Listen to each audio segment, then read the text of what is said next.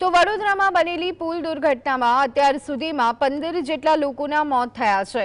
ત્યારે હવે સાબરકાંઠાના હિંમતનગર વિજાપુર વચ્ચે 59 વર્ષ પહેલા બનેલા પુલ પરથી પસાર થવામાં સ્થાનિકો જાનનું જોખમ અનુભવી રહ્યા છે। જો કે વડોદરાની ઘટનાના પગલે સાબરકાંઠા મહેસાણા વચ્ચે અવરજવર કરનારા વાહન ચાલકો પણ દુર્ઘટના બને તે પહેલા નવા પુલની માંગ કરી રહ્યા છે।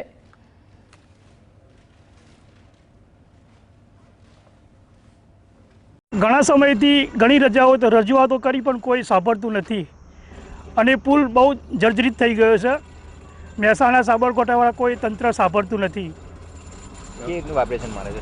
વાઇબ્રેશન અહીંયા ઊભા ને તો આપણે ઊભી રહી શકાતું નથી। બાઇક લઈને આપણે ઊભા રહીએ ને નદીમાં કંઈક પધરામણી કરવા માટે તો આપણે ઊભી જે આપણે નીચે પડી ગયા ને એવું લાગે છે, કે આપણે પુલ જોડે નીચે પડી ગયો એવું લાગે છે।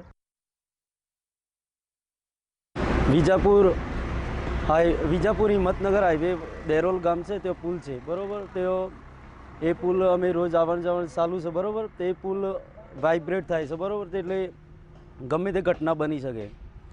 તે એ સરકાર રાહ જોઈ રહ્યો છે। પહેલાં વડોદરા ઘટના બની, કાલે આ પુલની ઘટના બની શકે।